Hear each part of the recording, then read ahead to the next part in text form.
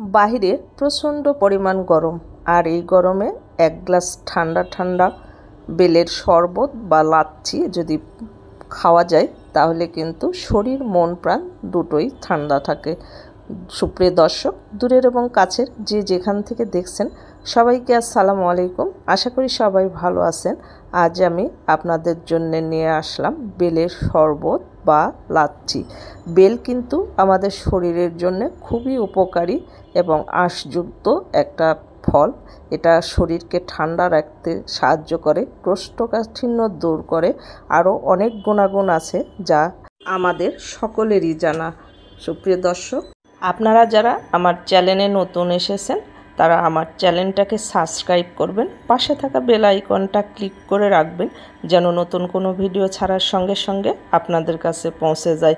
আর যারা ফেসবুক থেকে দেখছেন প্লিজ আমার ফেসবুক পেজটা একটা ফলো দিবেন, লাইক কমেন্ট শেয়ার করবেন এবং ভিডিওটা ভালো লাগলে শুরু থেকে শেষ পর্যন্ত দেখার অনুরোধ রইল। চলুন তাহলে ভিডিওটা শুরু করি।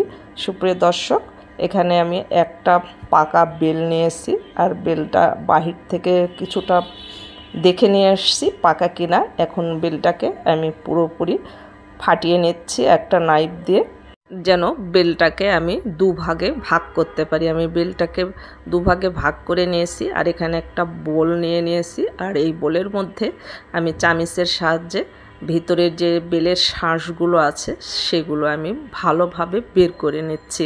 বেলটা যত পাকা হবে আর এই বেলের শরবতটা তত ভালো এবং টেস্টি হবে।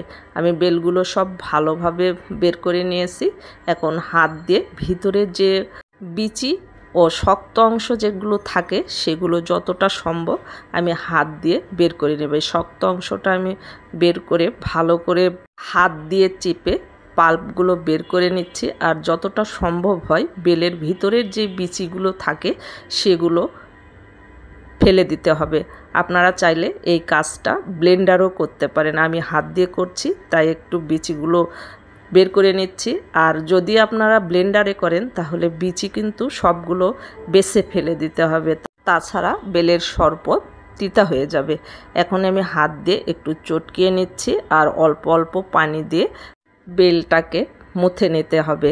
আপনি কতটুকু বেলের শরবত তৈরি করতে চাচ্ছেন সে অনুযায়ী পানিটা অল্প অল্প অ্যাড করবেন।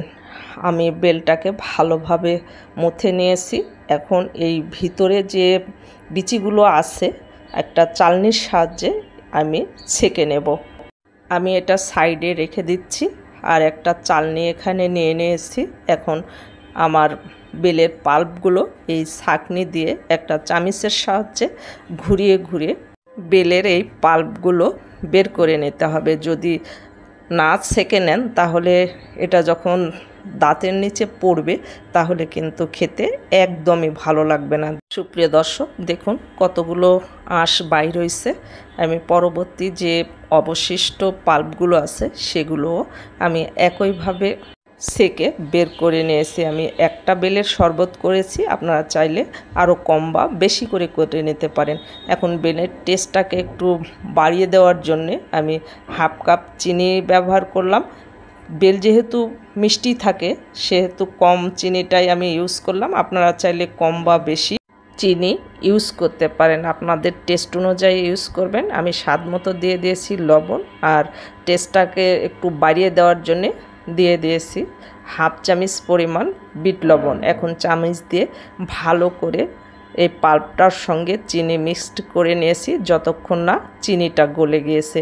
এখন চিনির মধ্যে যে ময়লা থাকে সেটা বের করার জন্যে আমি এই পাল্পটাকে আবারও ছেঁকে নেব যেন ময়লাগুলো আর না থাকে, আর খাওয়ার সময় কোনো যেন অসুবিধায় পড়তে না হয়। দেখেন আমি সবগুলো ছেঁকে বের করে নিয়েছি, কতটা ময়লা আবার বাইর হয়েছে।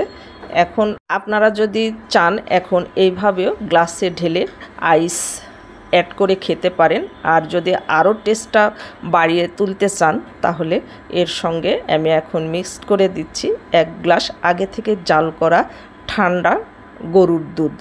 এটাকে টেস্টটাকে আরও বাড়িয়ে দ্বিগুণ করে তুলবে আর অসাধারণ লাগবে খেতে। আমি ভালোভাবে এখন দুধের সঙ্গে পাল্পগুলো মিশিয়ে নিয়েছি।